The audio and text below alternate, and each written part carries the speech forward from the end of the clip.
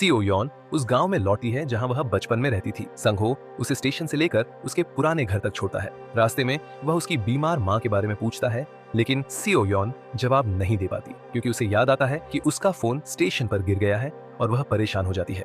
घर पहुंचते ही वह एक पुराना कोडलेस फोन ढूंढकर चालू करती है। थोड़ी देर बाद फोन बजता है। दूसरी तरफ एक औरत होती है जो सियो यॉन को किसी और को समझकर कहती है कि तुम्हारी माँ पागल है।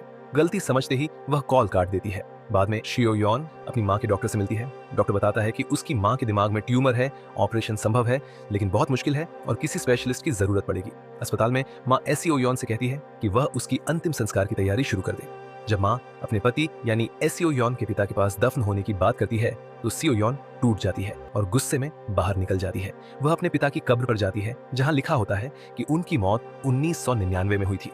घर लौटते ही फिर से वही रहस्यमयी कॉल आता है। इस बार शियो यॉन समझ जाती है कि कॉल करने वाली औरत कह रही है कि वह उसी घर के पते से फोन कर रही है। रात में घर के अंदर तेज आवाज से सियो यॉन की नींद खुलती है। वह देखती है कि बस एक फोटो दीवार से गिर गई है। जब वह उसे वापस टांगने की कोशिश करती है तो पता चलता है कि दीवार नकली है और उसके पीछे एक छुपा हुआ कमरा है। दीवार तोड़कर वह अंदर जाती है और टॉर्च की रोशनी में एक बॉक्स पाती है जिसमें कई चीजें और एक लड़की की डायरी होती है।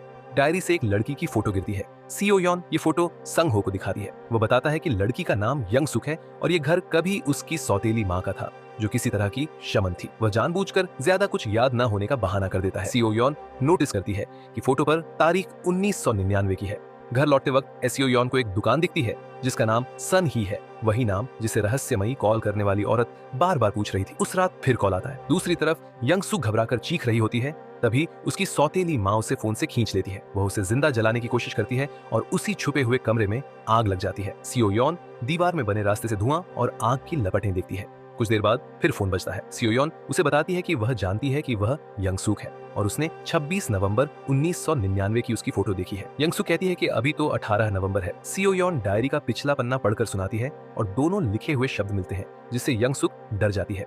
सियो यॉन उसे बताती है कि शायद वे दोनों एक ही घर में हैं लेकिन अलग अलग समय में। इसे साबित करने के लिए वह 18 नवंबर का अखबार ढूंढती है और यंगसू से कहती है कि रात को एक प्लेन क्रैश की खबर टीवी पर देखना। उस रात यंगसू अपनी सौतेली माँ के साथ खाना खाती है। माँ उसे धमकाती है कि अगर उसने खाना नहीं खाया तो उसे फिर से पागल खाने भेज देगी, इसलिए वह जबरदस्ती खाना खाती है। बाद में वह टीवी पर प्लेन क्रैश की खबर देखती है और तुरंत एसियो यॉन को फोन करती है। अब दोनों को यकीन हो जाता है कि उनका कनेक्शन असली है। एसियो यॉन उसे फ्यूचर की बातें बताती है, उसके पसंदीदा सिंगर की वापसी और ऐसी नई टेक्नोलॉजी के बारे में जो 1999 में नामुमकिन लगती है। यंगसुक जब बताती है कि उसकी असली माँ की मौत हो चुकी है और जो औरत उसे सालों से प्रताड़ित कर रही है वह उसकी सौतेली माँ है, तब सियो यॉन भी अपने अतीत का सच शेयर करती है। वह बताती है कि बचपन में गैस बंद करना भूल जाने से उनके घर में आग लग गई थी और उसी हादसे में उसके पिता की मौत हो गई थी। ये सुनकर यंगसुक के मन में एक खतरनाक लेकिन उम्मीद भरा विचार आता है। अगर वह अतीत बदल सकती है तो सियो यॉन के पिता को बचाया जा सकता है। 1999 में एसियो यॉन अपने माता पिता के साथ यंगसुक के घर आती है क्योंकि वह घर खरीदने के बारे में सोच रहे होते हैं। उस समय एसियो यॉन का पिता जिंदा होता है। यंगसुक चुपके से बड़ी एसियो यॉन को फोन पर उसके पिता की आवाज सुना देती है। 20 साल बाद अपने पिता की आवाज सुनकर सियो यॉन टूट जाती है। उसी पल यंगसुक फैसला कर लेती है कि वह आग वाले दिन सियो यॉन के घर जाकर सब कुछ बदल देगी। 27 नवंबर को यंगसुक सौतेली माँ की नजरों से बचकर घर से निकलती है और सियो यॉन के पुराने घर पहुंच जाती है। वहां छोटी एसियो यॉन अपने माता पिता के साथ होती है और आग लगने की तैयारी हो चुकी होती है। यंगसुक सही समय पर हालात बदल देती है जिससे आग टल जाती है। वर्तमान में इसका असर तुरंत दिखता है। एसियो यॉन के शरीर से जलने का निशान गायब हो जाता है, उसका घर बदलने लगता है और अचानक उसके माता पिता दोनों जिंदा उसके सामने खड़े होते हैं। सियो यॉन अपने पिता को देखकर रो पड़ती है और उन्हें गले लगा लेती है, जबकि उसके माता पिता समझ नहीं पाते कि वह इतना भावुक क्यों है। इसके बाद सियो यॉन और यंगसुक समय के पार फोन पर लगातार बात करती रहती हैं।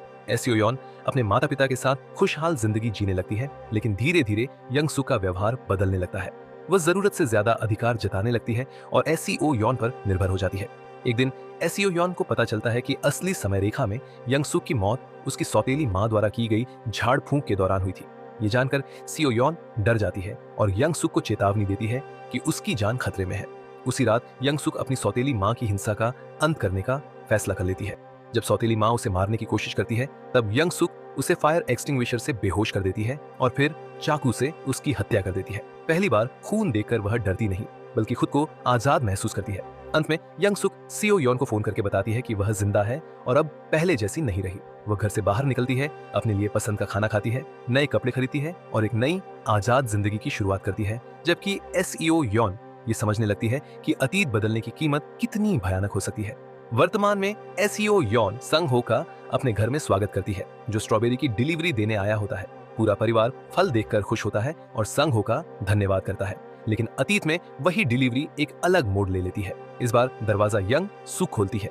वह अपने नए कपड़ों को लेकर बहुत खुश होती है, संग हो को दिखाती है और उसे घर के अंदर बुला लेती है। संग हो उसकी माँ के बारे में पूछता है, लेकिन यंग सुक बात टाल देती है और उसे अकेला छोड़कर बाकी कपड़े दिखाने चली जाती है। रसोई में संग हो जब फ्रिज खोलता है तो उसे बदबूदार काले प्लास्टिक बैग दिखते हैं। जैसे ही वह एक बैग हटाता है, वह नीचे गिर जाता है और उसे एहसास होता है कि उसमें इंसानी शरीर के टुकड़े हैं। वह घबरा जाता है। तभी यंग सुक वहां पहुंचती है, गुस्से में आकर फायर एक्सटिंग्विशर लेने चली जाती है, जबकि संग हो डर के मारे जड़ बना बैठा रहता है। उसी समय वर्तमान में एसईओ योन का परिवार संग हो और उसके छोटे कुत्ते के साथ आराम से चाय पी रहा होता है और स्ट्रॉबेरी खा रहा होता है। तभी फोन बजता है। एसईओ योन फोन उठाती है और अतीत से संग हो की रोने की आवाज सुनती है, साथ ही यंग सुक की आवाज जो कह रही होती है कि उसके नए कपड़े खराब हो गए। अचानक कॉल कट जाती है। एसईओ योन को कुछ गड़बड़ लगती है। जब वह नीचे आती है तो संग हो वहां नहीं होता। हैरानी की बात यह होती है कि उसके माता पिता कहते हैं कि ऐसा कोई आदमी कभी आया ही नहीं। सीओ योन फ्रिज चेक करती है, फिर स्ट्रॉबेरी फार्म जाती है, लेकिन वह जगह वीरान मिलती है। वह पुलिस स्टेशन जाती है। एक जवान पुलिस वाला संग हो को नहीं जानता, लेकिन एक बुजुर्ग अफसर उसे पहचान लेता है। वह सीओ योन को चौंकाते हुए बताता है कि संग हो को मरे हुए 20 साल हो चुके हैं। वह उसे केस की फाइल दिखाता है जिसमें लिखा होता है कि उसकी हत्या यंग सुक ने की थी। अतीत में भी पुलिस यंग सुक से पूछताछ करती है। वह झूठ बोलने की कोशिश करती है, लेकिन वही बुजुर्ग अफसर उसकी बातों में गड़बड़ी पकड़ लेता है। घर में स्ट्रॉबेरी देखकर उसे शक और गहरा हो जाता है। वह नोट्स बनाकर चला जाता है, जिससे यंग सुक घबरा जाती है। इसके बाद एसईओ योन सन ही से मिलती है। सन ही बताती है कि यंग सुक बाहर से सीधी सादी लगती थी, लेकिन एक दिन उसने सन ही को बुरी तरह घायल कर दिया था। अगर उसकी सौतेली मां न होती तो सन ही मर जाती। इसी बीच यंग सुक सीओ योन को फोन करती है, जब वह फ्रिज में रखे शरीर के टुकड़ों को पिघला रही होती है। सीओ योन सीधे पूछती है कि क्या उसने संग हो को मारा है। यंग सुक झूठ बोलती है तो सीओ योन उसे अखबार की वह खबर पढ़कर सुनाती है जिसमें यंग सुक को सीरियल किलर बताकर उम्र कैद की सजा लिखी होती है। अब यंग सुक सच मान लेती है और गुस्से में एसईओ योन से पूछती है कि पुलिस को उसके बारे में कैसे पता चला। वह सीओ योन पर दबाव डालती है कि वह उसकी गिरफ्तारी रोकने में मदद करे और बार बार याद दिलाती है कि उसने एसईओ योन के लिए क्या किया था। एक तरफ एसईओ योन डर और पछतावे में टूट जाती है, वहीं दूसरी तरफ यंग सुक और ज्यादा हिंसक और बदले की भावना से भर जाती है। उधर 1999 में पुलिस यंग सुक की मानसिक हालत को लेकर जांच और तेज कर देती है। यंग सुक बार बार भविष्य में मौजूद सीओ योन से संपर्क करने की कोशिश कर रही होती है। तभी उसके दरवाजे पर दस्तक होती है। दरवाजा खोलते ही वह अपनी ही छोटी उम्र वाली सीओ योन और उसके पिता को सामने खड़ा देखती है। पिता बताते हैं कि वे उसकी सौतेली मां को ढूंढ रहे हैं, जो रियल एस्टेट ऑफिस में मिलने वाली थी लेकिन पहुंची नहीं। यंग सुक बहाना बनाती है कि शायद वह सो गई होगी और उन्हें अंदर इंतजार करने को कहती है। उधर भविष्य में सीओ योन अपने पिता के साथ कार में होती है। पिता उसकी बेचैनी महसूस करते हैं और उससे पूछते हैं, लेकिन वह टाल देती है। उसे खुश करने के लिए पिता गाड़ी रोककर उसे ड्राइव करने देते हैं और समझाते हैं कि पैडल धीरे दबाओ ताकि ब्रेक लगाते समय कॉफी न गिरे। सीओ योन वैसा ही करती है। इधर अतीत में यंग सुक सीओ योन के पिता को नुकसान पहुंचाने की तैयारी कर चुकी होती है। छोटी सीओ योन स्ट्रॉबेरी खा रही होती है। तभी यंग सुक अचानक आकर फायर एक्सटिंग्विशर से उसके पिता पर हमला कर देती है। उसी पल वर्तमान में सीओ योन कार लेकर एक सुरंग में घुसती है और उसकी आंखों के सामने उसका पिता धीरे धीरे गायब होने लगता है। कार का शीशा टूटता है और वह खुशहाल भविष्य बिखर जाता है। दृश्य बदलता है। छोटी सीओ योन अपने पिता के खून से पीछे हटती है और यंग सुक द्वारा उसकी हत्या होती देखती है। बड़ी सीओ योन को सुरंग में होश में आती है। अब उसके पिता उसके साथ नहीं है। यंग सुक छोटी सीओ योन के पास आकर कहती है कि उसके पिता की मौत उसी की गलती है, क्योंकि उसने फोन नहीं उठाया था। वर्तमान में सीओ योन दौड़कर घर लौटती है। घर बुरी हालत में होता है और फर्श पर खून से लिखा होता है, सीओ योन फोन उठाओ। फोन बजता है और सीओ योन बिना हिचक उठाती है।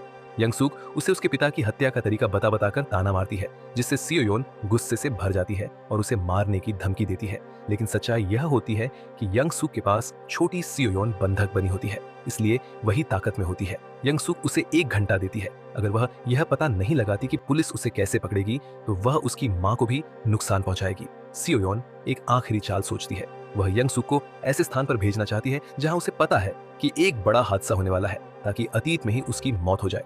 वह यंग सुक को गैस ब्लास्ट वाली जगह पर भेजती है और कहती है कि वहीं उसे वह आदमी मिलेगा जो खून लगे चाकू का सबूत ढूंढता है। सियोयोन फोन पर धमाके का इंतजार करती है, लेकिन यंग सुक समय रहते इमारत छोड़ देती है और फिर बच निकलती है। गुस्से में यंग सुक फोन कर सियोयोन को दिखाती है कि वह कितनी खतरनाक हो चुकी है। वह फोन पर ही छोटी सियोयोन को खौलते पानी से जलाती है और उसी पल बड़े सियोयोन के शरीर पर भी जलने के निशान उभर आते हैं। दर्द यही नहीं रुकता। यंग सुक उसे उसकी माँ का वह वॉइस मैसेज सुनाती है, जिसमें वह उसके पिता से कह रही होती है कि वह उनके पीछे आ रही है। आखिर में यंग सुक यह कहकर सियोयोन को तोड़ देती है कि उसके पिता की मौत की असली जिम्मेदार वही थी। लगता है कि उस दिन सियोयोन की माँ ने घर से निकलते समय गैस बंद कर दी थी, लेकिन गलती से सियोयोन ने ही उसे दोबारा चालू कर दिया था, ये सोचकर कि वह गैस बंद कर रही है। इसी वजह से आग लगी और उसके पिता की मौत हो गई। वर्तमान में सियोयोन समझ जाती है कि सच्चाई जानने का अब सिर्फ एक ही रास्ता है। वह चुपके से पुलिस स्टेशन में घुसती है और उस पुलिस अफसर की फाइल निकालती है। उसकी नोटबुक पढ़कर उसे पता चलता है कि आखिर पुलिस ने यंग सुक को कैसे पकड़ा था। वह उसी जानकारी का इस्तेमाल करके यंग सुक को सही जगह भेज देती है। अतीत में यंग सुक उस आदमी को ढूंढ लेती है जिसे वह समझ रही थी कि चाकू के सबूत नष्ट हो चुके हैं, लेकिन वही आदमी उसकी उंगलियों के निशान वाला चाकू ढूंढ लेता है और यंग सुक उसे भी मार देती है। उसी पल नोटबुक से पुरानी जानकारी गायब हो जाती है और नई जानकारी उभरती है। अब सियोयोन की माँ पुलिस स्टेशन में अपनी बेटी को ढूंढ रही होती है। सियोयोन देखती है कि अतीत में पुलिस अफसर उसकी माँ की मदद करता है और उस पते पर जाता है जहाँ उसके पति और बेटी जाने वाले थे। तभी नोटबुक से यंग सुक से जुड़ी सारी जानकारी मिट जाती है और घर एक बार फिर बदलने लगता है। सियोयोन भागती है, लेकिन पढ़ती रहती है कि उसकी माँ और पुलिस अफसर यंग सुक के घर पहुंच चुके हैं।